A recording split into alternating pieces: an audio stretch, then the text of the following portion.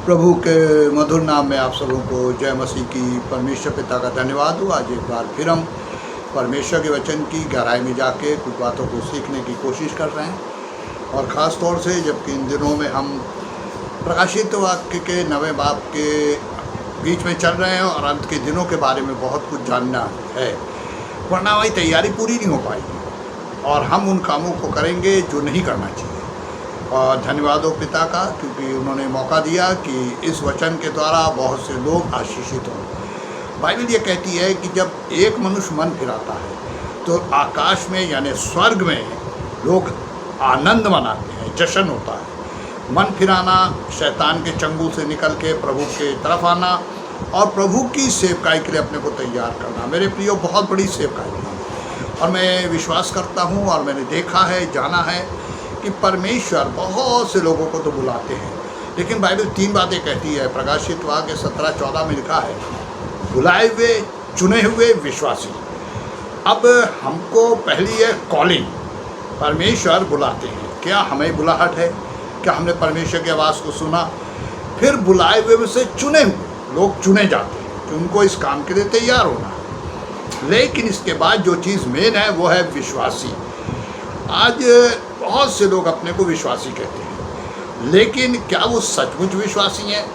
मुझे याद है, मैं उड़ीसा में प्रचार कर रहा था कुछ दिनों में, और मुझे वहाँ के पास्टर साहब ने बताया यहाँ सारे विश्वासी बैठे हैं। परमेश्वर की आवाज़ आई, ऐसा नहीं है। परमेश्वर ने कहा, ऐसा नहीं है। और मेरे प्रियो, जो सबसे बड़ी बात हुई वो ये थी कि जब मैंने वहाँ एक क्वेश्चन पूछा कि क्या अगर प्रभु यीशु अभी आ गए तो आप सब सज जाएंगे, और वहाँ पे एकदम सन्नाटा छा गया। मैंने कहा, आप हाथ उठाइए, कौन कौन सज जाएगा कि प्रभु आ गए।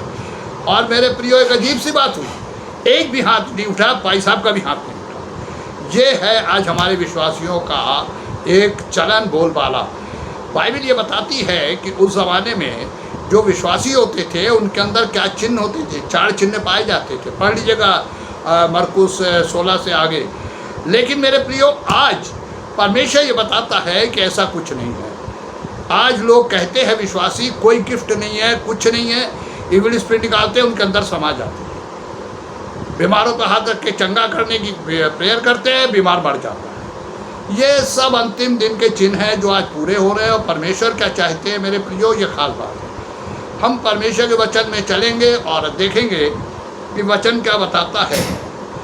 और बाइबल ये सिखाती है कि तो परमेश्वर का वचन प्रकाशित वाक्य 9वें बाब की 12वीं आयत में बताता है कि पहली विपत्ति बीत चुकी है, देखो अब इसके बाद 2 विपत्तियाँ और आने वाली हैं। 2 विपत्तियाँ आने के लिए परमेश्वर ने कुछ योजनाएं बनाई हैं। और यहाँ जो सबसे बड़ी योजना वो ये है कि 6ठा स्वर्गदूत, 7 स्वर्गदूत थे, उसमें 6ठे स्वर्गदूत ने तुरही फूंकी। 6ठे स्वर्गदूत ने जब तुरही फूंकी तो परमेश्वर का दर्शन यूहन्ना को दिखाई पड़ने लगा। तुरही एक सिग्नल था उसके लिए जो आकाश में दर्शन दिखा रहा था। और मेरे प्रियो, उसको बताया जा रहा था कि दर्शन कैसे शुरू करना, लोग कैसे देखेंगे, मतलब यूहन्ना कैसे देखेंगे और कैसे बताएंगे। और यहाँ लिखा है कि जब पहली विपत्ति गई, देखो उसके बाद 2 विपत्तियाँ आने वाली हैं। 6ठे स्वर्गदूत ने तुरही फूंकी तो सोने की वेदी जो परमेश्वर के सामने है उसके सींगों में से मैंने एक ऐसा शब्द सुना, सींग, वेदी, सींग। मेरे प्रियो, ये सींग नहीं है। जो परमेश्वर क्या वेदी है वो चौकोर है, और ये सिंबॉलिक नहीं है, ओरिजिनल ही है। और उसमें कुछ तिकोने पॉइंट्स निकले हुए हैं। उनको बाइबल यानी यूहन्ना सींग के रूप में इंट्रोड्यूस कर रहा है। मेरे प्रियो, खास बात यह है कि ये सींग नहीं है, ये एक कॉर्नर्स हैं जो परमेश्वर की वेदी के चारों कोनों पे बने हुए हैं। और यहाँ क्या लिखा हुआ है कि वेदी के परमेश्वर के सामने से उसके सींगों में से एक ऐसा शब्द सुना, यानी उस सींग में से कोई स्वर्गदूत की एक आवाज़ बाहर आ रही है। और क्या सुना कि मानो कोई छोटे स्वर्गदूत से कह रहा था, जिसके पास तुरही थी, कह रहा था कि उन 4 स्वर्गदूतों को जो बड़ी नदी फरात के पास बंधे हुए खोल दे। अब ये फरात नदी अगर आप बाइबल में पहुंच जाएंगे तो उत्पत्ति की पुस्तक के पहले बाब से लेके और 4थे बाब के बीच में इन नदियों का वर्णन है। और यहाँ पर बड़ी नदी यानी ये फरात नदी जो थी काफ़ी लंबी चौड़ी थी, और इसके बाइबल बता रही है कि इसके कोनों पर कह रहा था कि उसके 402 जो बड़ी नदी फुरात के चारों के पास बंधे हुए हैं खोल दे, यानी ये स्वर्गदूतों को स्पिरिचुअल वे में बांधा गया था और ये बंधे हुए स्वर्गदूत थे। और बाइबल ये बता रही है कि इनके लिए आज्ञा दी गई कि इन्हें खोल दिया जाए। अब मेरे प्रियो, खोलने का वजह एक और थी। इन्हें बांधा इसलिए गया था कि डिस्ट्रक्शन ना करने पाए, लेकिन अब परमेश्वर का वचन ये बता रहा है कि इन्हें खोला जा रहा है। अब ये बांधे किस गए थे? जंजीर से। और बाइबल ये कह रही है इन्हें खोला जा रहा है कि ये जाएं और डिस्ट्रक्शन फैलाएं। मेरे प्रियो, ये एक ऐसा विनाश पृथ्वी पर आने जा रहा था जिसको लेकर बाइबल ये बताती है कि सारे स्वर्गदूत भी परेशान थे, यूहन्ना भी परेशान थे, क्योंकि मेरे प्रियो जो पृथ्वी पर बचेंगे वो भयानक रूप से ग्रसित होंगे, सताए जाएंगे और बहुत बड़ी प्रॉब्लम आएगी। अब परमेश्वर के वचन की गहराई में अगर हम जाएंगे तो हमें कुछ ऐसी बातें दिखाई पड़ेंगी जो बार बार हमको ये बताती हैं कि परमेश्वर अंत के दिनों में अपने उस कहर को उतारेंगे जो उन्होंने इतने दिन तक सहा है। परमेश्वर का अनादर किससे होता है? अगर जूड यानी यहूदा की पुस्तक के पहले बाब की 16वीं आयत में जाएंगे तो वहाँ ऐसे लिखा हुआ है कि ये कहते हम परमेश्वर को जानते हैं लेकिन अपने कामों से उसका इनकार करते हैं। यानी उनके काम ऐसे नहीं हैं कि वो परमेश्वर के सामने खड़े हो सके, और परमेश्वर जिस चीज़ की डिमांड कर रहे हैं वो पूरा कर ही नहीं पा रहे हैं। वचन ये बार बार सिखाने की कोशिश करता है कि वचन को पढ़ने वाले नहीं, वचन पर चलने वाले बनो। आज हम क्या वचन पर पढ़ने वाले हैं या चलने वाले? मेरे पास बहुत से फ़ोन्स आते हैं प्रेयर के लिए, और जिसमें से मैक्सिमम क्रिश्चियन भी होते हैं, और मैं उनसे एक ही प्रश्न पूछता हूँ, आपने क्या प्रभु यीशु को जाना? क्या प्रभु यीशु आपके पास हैं?